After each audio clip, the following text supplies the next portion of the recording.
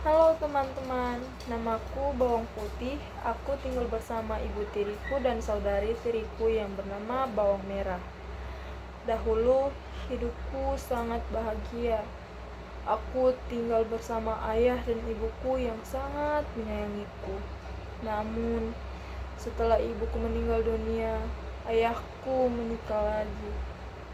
Awalnya, aku berharap keluarga yang bahagia. Aku berharap ibu tiriku akan menyayangiku seperti anaknya sendiri. Tetapi kenyataan tidak seperti yang kubayangkan. Setelah ayahku meninggal, hidupku berubah. Setiap hari aku harus mengerjakan semua pekerjaan rumah. Aku bangun sebelum matahari terbit untuk menyapu halaman, mencuci pakaian, memasak, mengambil air, dan membersihkan rumah. Sementara itu, Bawang Merah hanya bersantai sambil menyuruhku, "Bawang Putih, cepat kerjakan ini. Bawang Putih, ambilkan makananku. Bawang Putih, jangan lambat." Aku sering merasa sedih. Aku ingin menangis. Tetapi aku selalu mengingat pesan ibuku, "Jadilah anak yang sabar dan baik hati, nak. Kebaikan akan selalu menemukan jalannya." Karena itu, aku tetap berusaha sabar. Suatu hari seperti biasa, aku mencuci pakaian di sungai. Saat sedang membilas pakaian, tiba-tiba salah satu selendang milik ibuku hanyut terbawa arus. "Aduh, bagaimana ini? Selendangnya hanyut." Aku mencoba mengejarnya.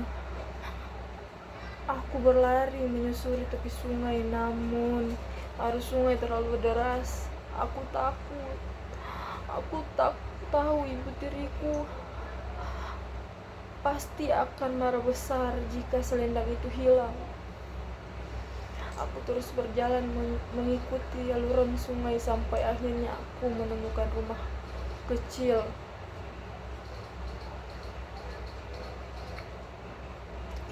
Di depan rumah itu duduk seorang nenek tua.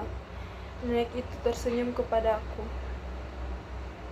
"Anakku, kenapa kau terlihat sedih?"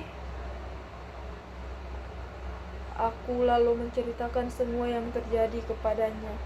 "Nek, aku kehilangan selendang milik ibu tiriku. Aku takut dimarahi." Nenek itu tersenyum dengan ramah. "Oh, jadi selendang ini punyamu." Ternyata selendang itu berada di rumah nenek itu. Aku merasa sangat senang. "Terima kasih, Nek." Namun, nenek itu berkata, "Kalau kau mau mengambilnya, tinggallah di sini beberapa hari dan bantulah nenek." Aku pun setuju dengan itu semua.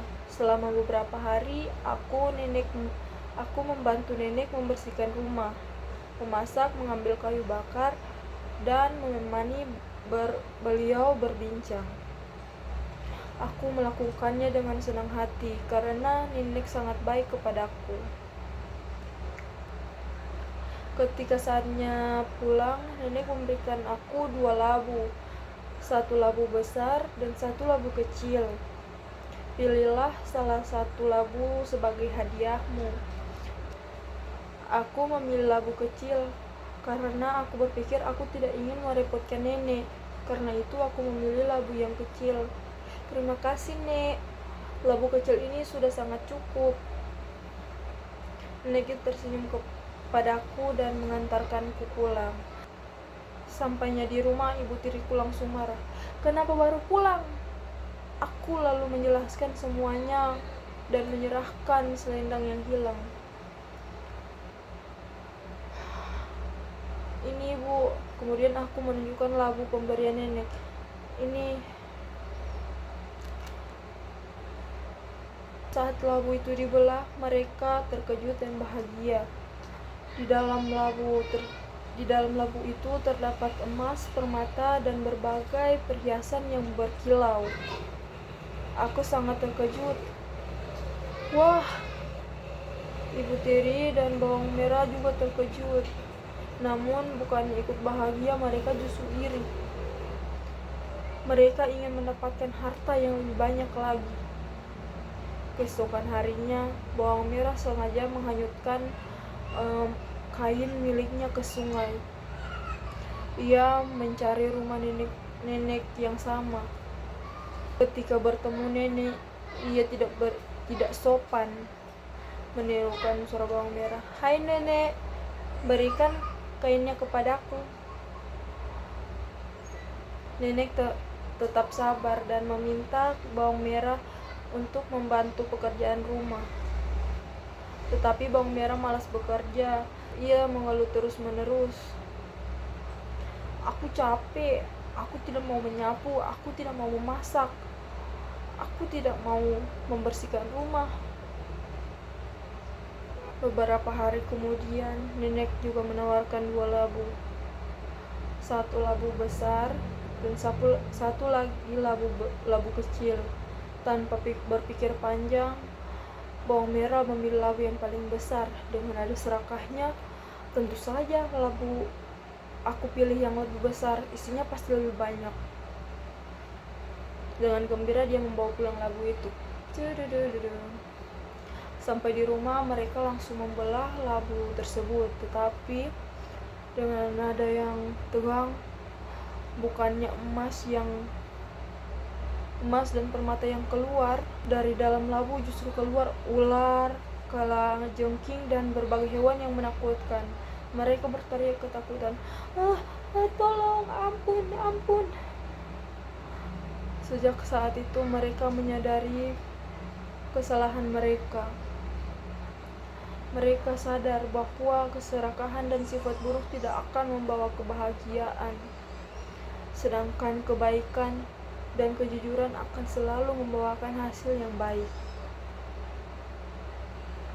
Teman-teman, dari kisahku ini aku belajar bahwa hidup tidak selalu mudah. Kadang kita perlu tidak adil. Teman-teman, dari kisahku ini aku belajar bahwa hidup tidak selalu mudah. Kadang kita diperlakukan tidak adil, kadang kita harus menghadapi orang-orang yang tidak baik kepada kita. Tetapi jangan membalas keburukan itu dengan keburukan.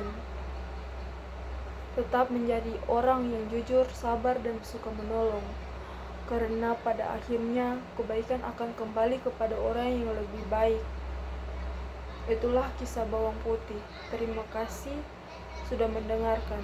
Saya akhiri, wabillahi taufik wal hidayah. Wassalamualaikum warahmatullahi wabarakatuh.